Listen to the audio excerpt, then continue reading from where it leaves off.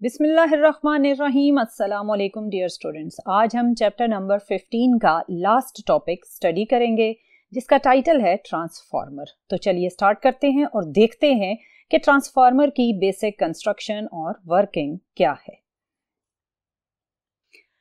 Dear student, आपने अपने surrounding में जिस भी एरिया में आप रहते हैं वहाँ यकीनन आपने ट्रांसफार्मर को देखा ही होगा। आज हम ये जानेंगे कि इस ट्रांसफार्मर की कंस्ट्रक्शन में कौन कौन सी चीजें यूज होती हैं और इस ट्रांसफार्मर का बेसिक प्रिंसिपल क्या है। डियर स्टूडेंट, अगर आपसे मैं ये कहूं कि ट्रांसफार्मर का बिहेवियर बिजनेस में इन्वेस्ट की हुई अमाउंट की तरह होता है तो इससे मेरा क्या मतलब होगा। डियर स्टूडेंट, जब भी किसी बिजनेस में आप कोई अमाउंट इन्वेस्ट करते हैं तो वो अमाउंट उस बिजनेस में एक्ट करती है एज इनपुट, और जो उसके आपको आउटपुट पर प्रॉफिट या लॉस के साथ चीजें मिलती हैं वो प्रॉफिट या वो लॉस आपके पास उस बिजनेस का आउटपुट होता है।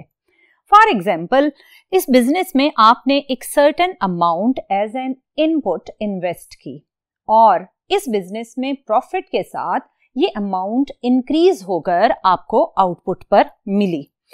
इस पर्टिकुलर सिचुएशन में अमाउंट इंक्रीज हुई है एट आउटपुट, लेकिन अगर यही बिजनेस इस सर्टेन अमाउंट को यूज करता है एज इनपुट बट ये बिजनेस लॉस में जाता है तो आपके पास आउटपुट इनपुट से भी कम हो जाती है।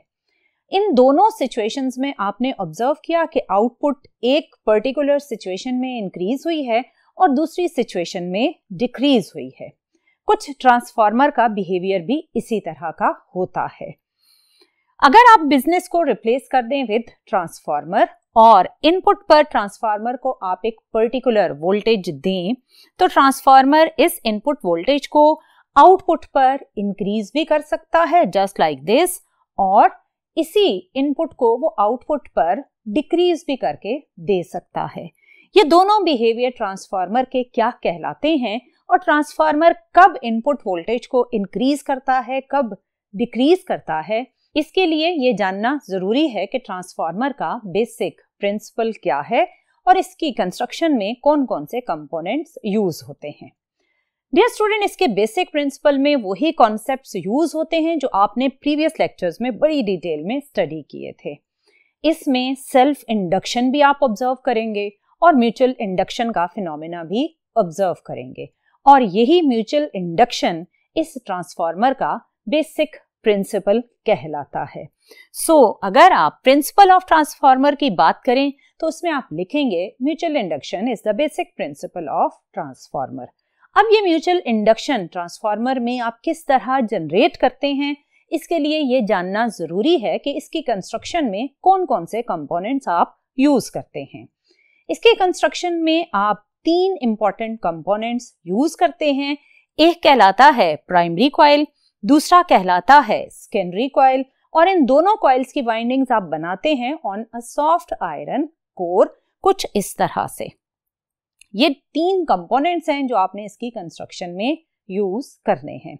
जब आप इसकी कंस्ट्रक्शन को लिखेंगे तो कंस्ट्रक्शन में आएगा primary coil, secondary coil and soft iron core.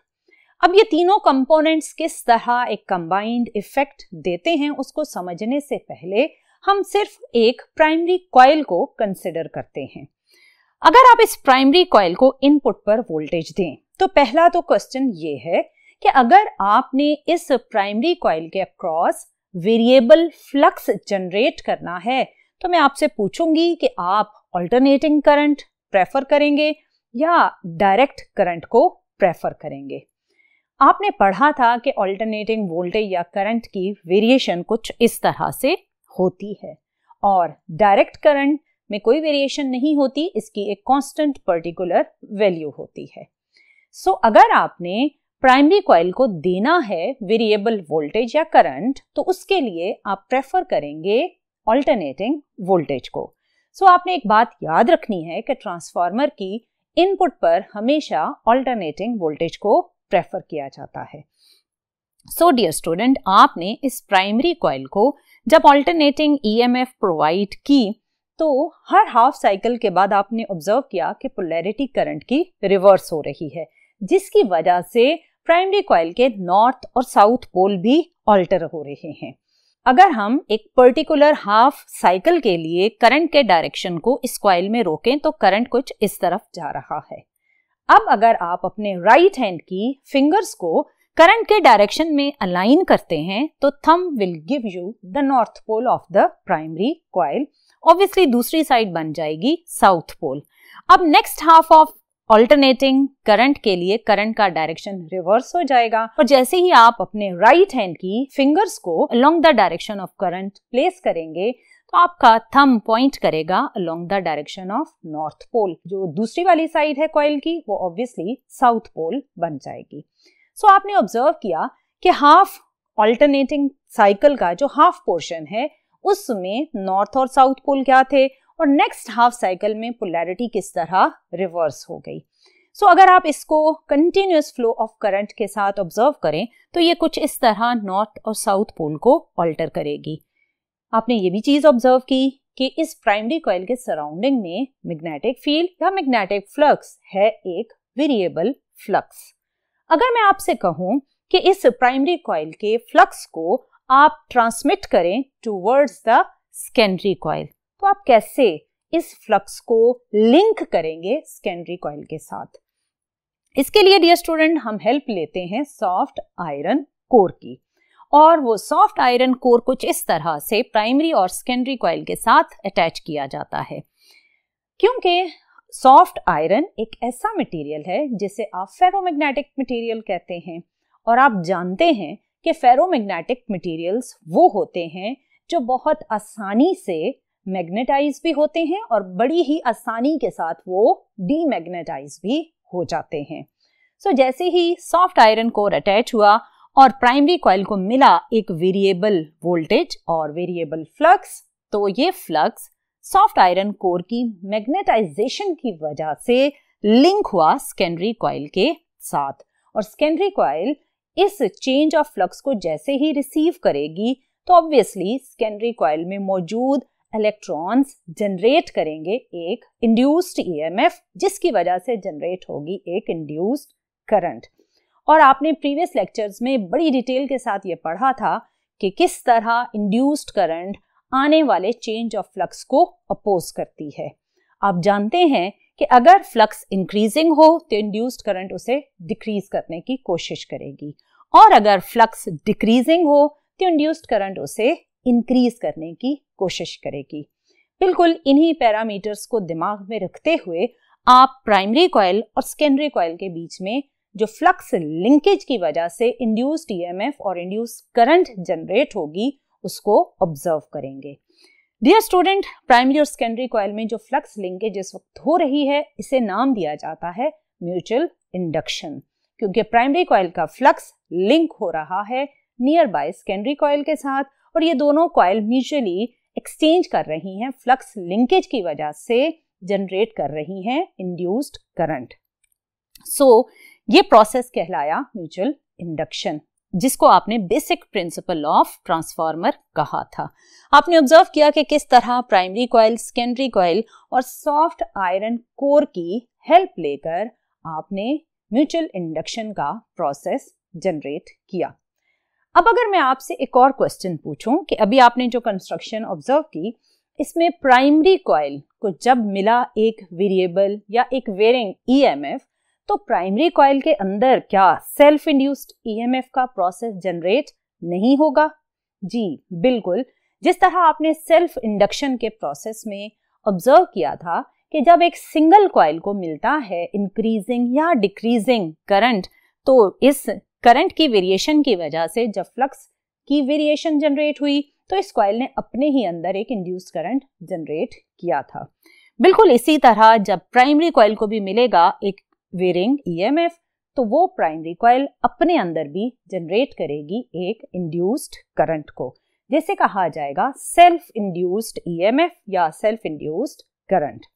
सो यहां तक तो आपने अभी ये ऑब्जर्व किया कि ट्रांसफार्मर का बेसिक प्रिंसिपल है म्यूचुअल इंडक्शन और इसकी कंस्ट्रक्शन में तीन चीजें आपने यूज की, primary coil, secondary coil and soft iron core. और आपने एक और चीज भी ऑब्जर्व की कि म्यूचुअल इंडक्शन के साथ साथ प्राइमरी कॉइल के अंदर सेल्फ इंड्यूस्ड ईएमएफ भी जनरेट हो रही है।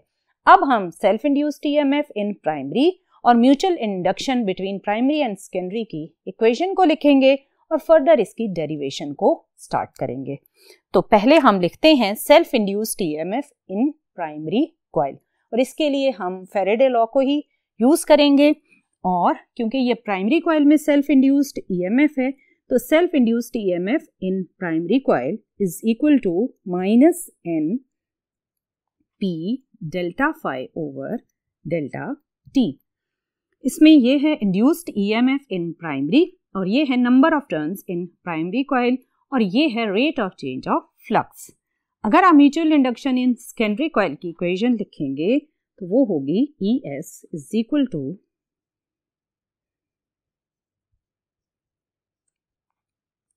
Minus NS delta phi over delta T। यहां पर ये है number of turns in secondary coil. Dear student, इनमें से इस इक्वेशन को आप कहें इक्वेशन नंबर 1 और इसे कह लें इक्वेशन नंबर 2। अब आप इन दोनों इक्वेशंस को डिवाइड करके फर्स्ट ट्रांसफॉर्मर इक्वेशन को डिटरमिन करेंगे। तो चलिए अब इन दोनों को डिवाइड करते हैं और देखते हैं कि फर्स्ट ट्रांसफॉर्मर इक्वेशन क्या आती है। डियर स्टूडेंट, अब हम डिवाइड करेंगे इक्वेशन 2 को बाय इक्वेशन नंबर 1। सो जब आपने डिवाइड किया तो आपके पास induced EMF in secondary divided by induced EMF in primary minus NS delta phi over delta T minus NP delta phi over delta T। अब यहाँ पर जो टर्म्स कैंसिल हो रही हैं वो है ये नेगेटिव साइन और ये delta phi over delta T. आपके पास जो रिमेनिंग फैक्टर बचेगा वो है NS over NP। So this is the first transformer equation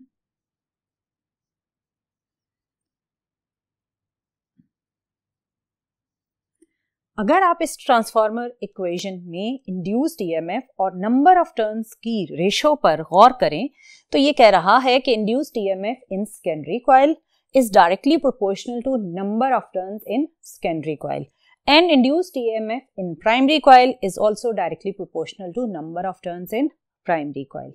इसका मतलब ये है कि अगर आप सेकेंडरी कॉइल में नंबर ऑफ टर्न्स इंक्रीज करेंगे तो सेकेंडरी कॉइल में जनरेट होने वाला इंड्यूस्ड ईएमएफ भी ज्यादा होगा, और अगर आप सेकेंडरी कॉइल में नंबर ऑफ टर्न्स कम रखेंगे तो induced EMF in secondary coil भी कम होगा।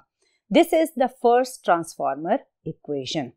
अब हम एक और ट्रांसफॉर्मर इक्वेशन डिराइव करेंगे और उसके लिए जो हम बेसिक कॉन्सेप्ट यूज करेंगे वो एक आइडियल ट्रांसफॉर्मर का यूज करेंगे। वैसे तो डियर स्टूडेंट, जब प्राइमरी से सेकेंडरी कॉइल में फ्लक्स लिंकेज जनरेट होता है और इंड्यूस्ड करंट, इंड्यूस्ड ईएमएफ के फैक्टर्स आते हैं तो कुछ ना कुछ पावर लॉसेस जरूर एग्जिस्ट करती हैं, जिसकी वजह से कोई भी ट्रांसफॉर्मर 100% एफिशिएंट नहीं होता। लेकिन क्योंकि हमने डेरिवेशन करनी है तो हमें आइडियल कंडीशन ही कंसिडर करनी पड़ेगी, और आइडियल कंडीशन में हम ये अज्यूम करेंगे कि आपके ट्रांसफार्मर को जो इनपुट पर पावर मिल रही है वो एज इट इज आपको आउटपुट पर रिसीव हो रही है। So power input must be equal to power output, और पावर के लिए जो हम इक्वेशन यूज करेंगे, वैसे तो मल्टीपल उसकी इक्वेशंस हैं, लेकिन हम जो इक्वेशन यूज करेंगे वो है P is equal to V into I, और इस इक्वेशन के अकॉर्डिंग इनपुट पावर, इनपुट, और ये है आउटपुट। अब इनपुट आपने किस कॉइल को दी थी? वो है प्राइमरी कॉइल। सो जब मैं अभी इसको फर्दर ट्रांसफॉर्म करूंगी तो मैं एक तो इस वोल्टेज को E के सिंबल से रिप्लेस कर लूंगी, क्योंकि हम वोल्टेज की जगह जो टर्म यूज कर रहे हैं वो है इंड्यूस्ड ईएमएफ, और इंड्यूस्ड ईएमएफ को स्मॉल ई से इंडिकेट किया जाता है। और इनपुट क्योंकि हमने प्राइमरी कॉइल को दी सो ईपी, और करंट भी आईपी से लिखेंगे, और आउटपुट हमने सेकेंडरी कॉइल के क्रॉस ली। सो आपके पास ये प्राइमरी कॉइल को दी जाने वाली इनपुट पावर और सेकेंडरी कॉइल के अक्रॉस रिसीव होने वाली आउटपुट पावर की इक्वेशन बनेगी। अब इसमें से अगर हम ratio of induced EMF ES को आप इधर लाकर डिवाइड करेंगे तो IP इधर डिनोमिनेटर में शिफ्ट हो जाएगा। सो डियर स्टूडेंट, ये आपके पास सेकेंड ट्रांसफॉर्मर इक्वेशन है। फर्स्ट ट्रांसफॉर्मर इक्वेशन में आपने देखा था कि नंबर ऑफ टर्न्स और इंड्यूस्ड EMF डायरेक्टली प्रोपोर्शनल थे। जो आपके पास सेकेंड ट्रांसफॉर्मर इक्वेशन आ रही है, इसमें अगर आप रिलेशनशिप बिटवीन इंड्यूस्ड EMF और करंट ऑब्जर्व करें तो ये एक इनवर्स रिलेशनशिप है कि अगर प्राइमरी कॉइल में मौजूद इंड्यूस्ड EMF और इंड्यूस्ड करंट को आप ऑब्जर्व करें तो ये इनवर्स रिलेशन है। इसी तरह सेकेंडरी कॉइल में इंड्यूस्ड EMF और इंड्यूस्ड करंट में भी इनवर्स रिलेशनशिप है, जिसका मतलब ये है कि अगर सेकेंडरी कॉइल के अक्रॉस इंड्यूस्ड EMF इंक्रीज हो रही है तो उसको मिलने वाली करंट डिक्रीज हो रही होगी। सो इसको आप इसी रेशो के अकॉर्डिंग भी लिख सकते हैं कि induced EMF in secondary to induced EMF in primary. उससे इसके relationship of induced EMF and current में कोई चेंज नहीं आएगा। जस्ट आपने इसको रिवर्स कर दिया तो इधर भी ऑब्वियसली IP ओवर IS हो जाएगा। ये दोनों सेम ही इक्वेशंस हैं, बस मैंने रेशोज को दोनों तरह से आपको लिख के दिखाया। अब आपने एक बात याद रखनी है कि नंबर ऑफ टर्न्स और इंड्यूस्ड EMF डायरेक्ट रिलेशनशिप है और इंड्यूस्ड EMF एंड करंट इनका इनवर्स रिलेशनशिप है। अब मूव करते हैं नेक्स्ट बोर्ड की तरफ और देखते हैं कि किस तरह आपने इस ट्रांसफार्मर के बेसिक चीजों को यूज करते हुए दो डिफरेंट टाइप्स ऑफ ट्रांसफार्मर को बनाया। डियर स्टूडेंट, ट्रांसफार्मर की बेसिक टू टाइप्स हैं। एक कहलाती है स्टेप अप ट्रांसफार्मर और दूसरी कहलाती है स्टेप डाउन ट्रांसफार्मर। दोनों में क्या फर्क है, उस फर्क को पहले समझ लेते हैं, फिर हम डेरिवेशन की तरफ जाएंगे। डियर स्टूडेंट, आप अगर प्राइमरी कॉइल में बनने वाली नंबर ऑफ टर्न्स को कम रखें और सेकेंडरी कॉइल की जो नंबर ऑफ टर्न्स हैं उन्हें आप कंपेयर टू प्राइमरी इंक्रीज कर दें कुछ इस तरह से, तो आपके पास ये बनेगा स्टेप अप ट्रांसफार्मर। और अगर आप याद करें तो अभी मैंने आपको ट्रांसफार्मर की इंड्यूस्ड EMF और नंबर ऑफ टर्न्स की इक्वेशन बताई थी और वो इक्वेशन थी ES over EP equals to NS over NP। अब अगर आप इस इक्वेशन और इस कंस्ट्रक्शन को देखें तो number of turns in secondary आपने इंक्रीज कर दिया है as compare to number of turns in primary. तो ये इक्वेशन आपको क्या बता रही है कि इंड्यूस्ड EMF इन सेकेंडरी ज्यादा होगा या कम होगा, क्योंकि इंड्यूस्ड EMF और number of turns directly proportional हैं। सो अगर आपने सेकेंडरी कॉइल में नंबर ऑफ टर्न्स इंक्रीज कर दिया तो ऑब्वियसली सेकेंडरी कॉइल के अक्रॉस मिलने वाला इंड्यूस्ड EMF भी ज्यादा हो जाएगा। और जैसे ही इंड्यूस्ड EMF ज्यादा हुआ तो आपने जो सेकेंड ट्रांसफार्मर इक्वेशन पढ़ी between induced EMF and current ratios, वो कुछ इस तरह से थी। और ये इक्वेशन आपको बता रही है कि इंड्यूस्ड EMF और करंट इनवर्सली प्रोपोर्शनल हैं। सो इस ट्रांसफार्मर में जब नंबर ऑफ टर्न्स सेकेंडरी में ज्यादा है प्राइमरी से तो इंड्यूस्ड EMF सेकेंडरी में ज्यादा है एज कंपेयर टू प्राइमरी, तो इंड्यूस्ड करंट सेकेंडरी में क्या हो जाएगी, वो कम हो जाएगी as compare to induced current in primary. So induced EMF और इंड्यूस्ड करंट इन सेकेंडरी आपने ऑब्जर्व किया कि स्टेप अप ट्रांसफार्मर में किस तरह एक फैक्टर अगर इंक्रीज होता है तो दूसरा फैक्टर डिक्रीज हो जाता है। सो अब इसको अगर आप लिखेंगे फॉर स्टेप अप ट्रांसफार्मर तो ये कुछ इस तरह से लिखा जाएगा कि स्टेप अप ट्रांसफार्मर में number of turns in secondary are greater than number of turns in primary. और अगर आप फर्स्ट इक्वेशन के अकॉर्डिंग ऑब्जर्व करें तो induced EMF in secondary becomes greater than induced EMF in primary और current induced जो हुई सेकेंडरी कॉइल में वो कम होगी as compare to primary coil. ये बहुत इंपॉर्टेंट बात है कि सेकेंडरी कॉइल में अगर करंट कम हो रही है तो इंड्यूस्ड EMF उसमें ज्यादा हो रही होगी। अब हम देखते हैं next type of transformer which is step down transformer.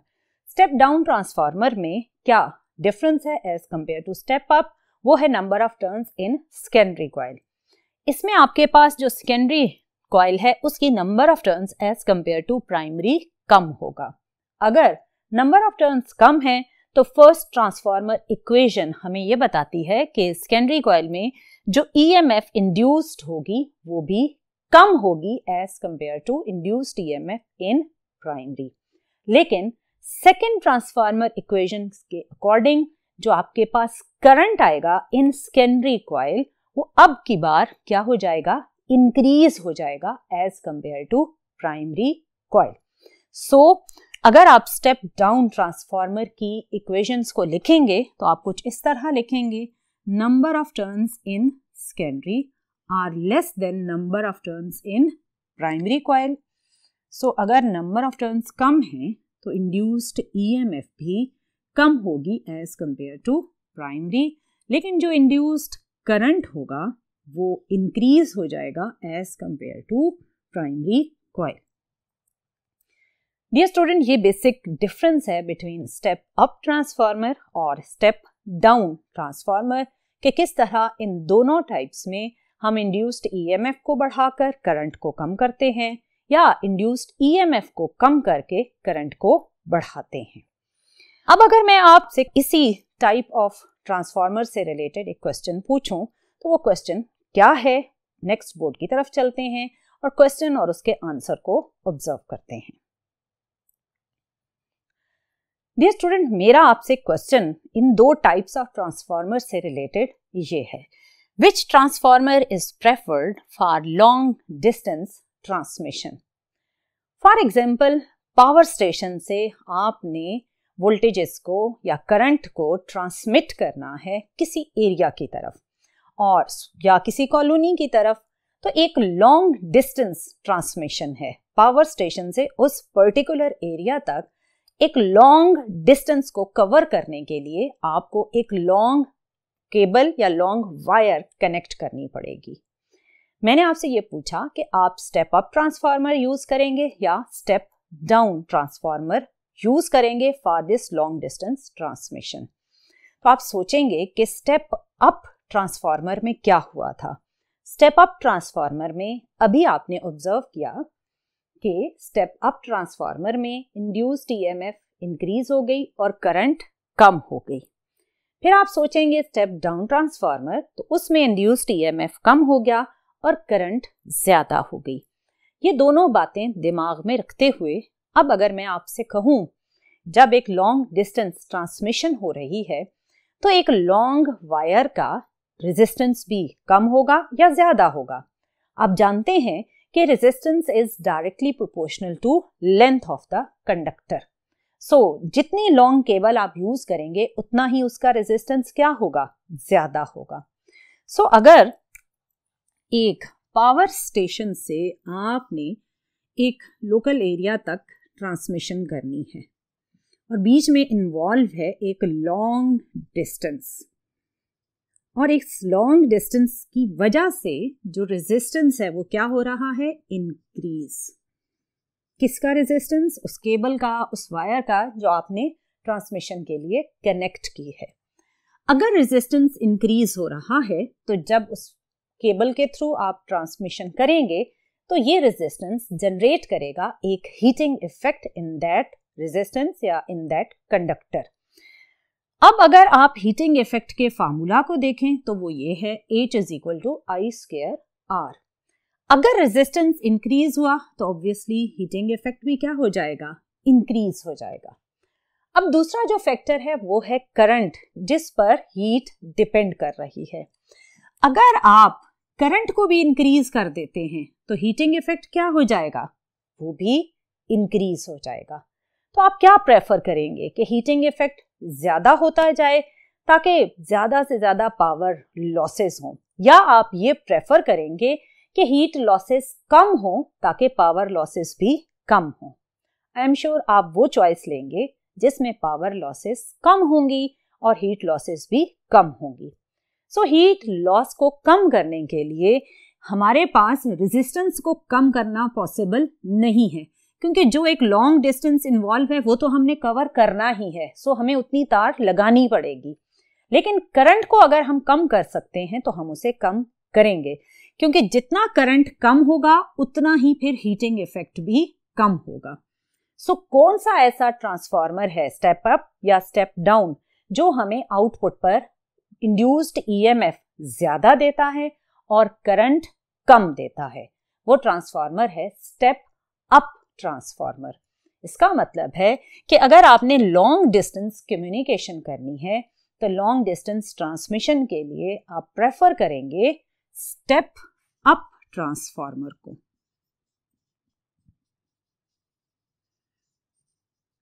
क्योंकि step up transformer induced EMF को इंक्रीज करेगा और करंट को क्या कर देगा, डिक्रीज कर देगा, जिसकी वजह से हीटिंग इफेक्ट भी डिक्रीज हो जाएगा।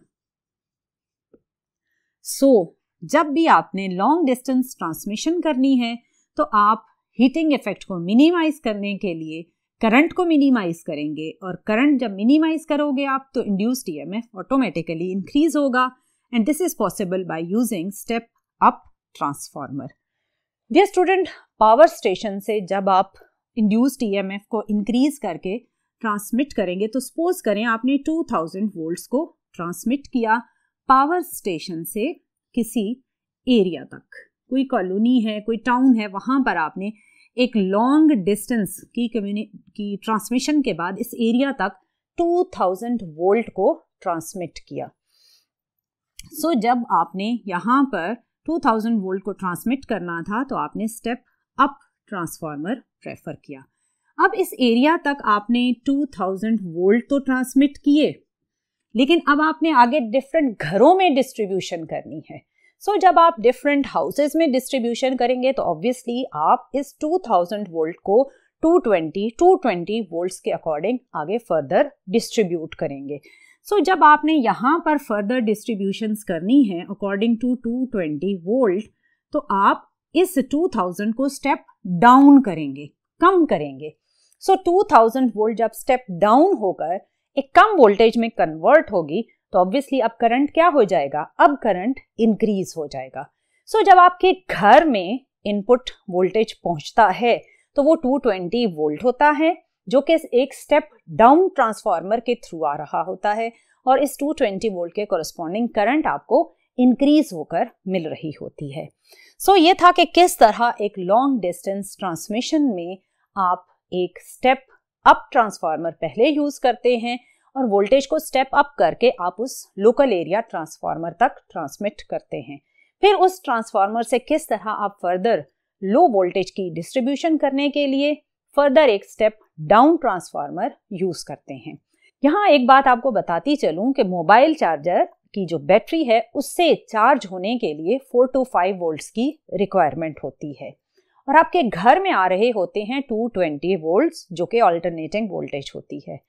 अब मोबाइल चार्जर के अंदर दो तरह की चीजें कनेक्टेड होती हैं। एक कनेक्टेड होता है डायोड, जो एसी को कन्वर्ट करता है डीसी में, और दूसरा आपके मोबाइल चार्जर के अंदर एक स्टेप डाउन ट्रांसफार्मर कनेक्टेड होता है, जो 220 वोल्ट को स्टेप डाउन करके 4 to 5 वोल्ट में कन्वर्ट करता है। इसी तरह डोर बेल की रिक्वायरमेंट होती है 8 to 9 वोल्ट्स, वो भी एक स्टेप डाउन ट्रांसफार्मर के ही थ्रू आने वाले 220 वोल्ट को ट्रांसफॉर्म कर लेती है इनटू 8 to 9 वोल्टेज। आपने देखा कि किस तरह आपके इर्द गिर्द एक स्टेप अप या स्टेप डाउन ट्रांसफार्मर ही यूज हो रहे होते हैं, और वो किस तरह आपको एक बेनिफिट प्रोवाइड कर रहे होते हैं। अब इसी ट्रांसफार्मर के अंदर मल्टीपल प्रॉब्लम्स भी एग्जिस्ट करते हैं, जो इसकी एफिशिएंसी को 100% नहीं होने देते। उनमें से 3 प्रॉब्लम्स ये हैं। एक कहलाता है फ्लक्स लिंकेज, दूसरा कहलाता है हिस्टेरेसिस लॉस, और थर्ड वन है एडी करंट्स। और ये आपके शॉर्ट क्वेश्चंस में भी आ जाता है कि what are the problems related with transformer construction. इसमें से जो फर्स्ट वन है फ्लक्स लिंकेज, वो बड़ा सिंपल सा है। आपने ऑब्जर्व किया था कि आपके पास प्राइमरी कॉइल का फ्लक्स सेकेंडरी कॉइल के साथ लिंक होता है with the help of soft iron core. लेकिन इस लिंकेज में भी एक प्रॉब्लम आती है, और वो ये कि सम टाइम जब प्राइमरी कॉइल से फ्लक्स मूव करता है टुवर्ड्स द सेकेंडरी कॉइल, तो कोई ना कोई फ्लक्स की जो फील्ड लाइंस हैं वो आयरन कोर से बाहर की तरफ मूव कर जाती हैं और लिंकेज में रोल प्ले नहीं करती। This is called flux linkage loss. यानी एक प्रॉपर लिंकेज नहीं हो पाता, कोई ना कोई फील्ड लाइंस जो हैं वो बाहर की तरफ मूव हो जाती हैं। दूसरा प्रॉब्लम है हमारा हिस्टेरेसिस लॉस। हिस्टेरेसिस लॉस भी रिलेटेड है with the material of the core which is soft iron. Dear student, आपने चैप्टर नंबर 17 में पढ़ा था फेरोमैग्नेटिक मटेरियल्स क्या होते हैं और उनके अंदर क्या चीजें हैं जो उनको मैग्नेटाइज या डीमैग्नेटाइज करने में हेल्प प्रोवाइड करती हैं। वो चीजें या वो पोर्शंस कहलाते हैं डोमेन्स। आपके सॉफ्ट आयरन कोर के अंदर होती हैं मल्टीपल डोमेन्स जो इनिशियली रैंडमली ओरिएंटेड होती हैं। इनका कोई एक स्पेसिफिक डायरेक्शन आप नहीं ऑब्जर्व करेंगे, लेकिन जैसे ही प्राइमरी कॉइल के अंदर आने वाला फ्लक्स या उसके अंदर होने वाला change in flux in domains को अलाइन करने की कोशिश करता है, तो इन डोमेन्स की अलाइनमेंट के दौरान जो इनके बीच में फ्रिक्शनल फोर्सेस होती हैं वो एक हीटिंग इफेक्ट जनरेट करती हैं। सो ये डोमेन्स जब अलाइन हो या डीमैग्नेटाइज हो, यानी मैग्नेटाइज हो या डीमैग्नेटाइज हो, तो इन डोमेन्स के बीच में जो फ्रिक्शनल फोर्सेस हैं उनकी वजह से हीट इफेक्ट जनरेट होगा जो एक फ्लक्स लिंकेज के लिए या transmission from primary to secondary के लिए एक प्रॉब्लम क्रिएट करेगा। ये था हिस्टेरेसिस लॉस जो कि फेरोमैग्नेटिक मटेरियल आयरन के अंदर मौजूद डोमेन्स की अलाइनमेंट एंड डी अलाइनमेंट से लिंक्ड है। थर्ड वन है eddy currents. Eddy currents dear student related है इंड्यूस्ड करंट इन कंडक्टर से रिलेटेड।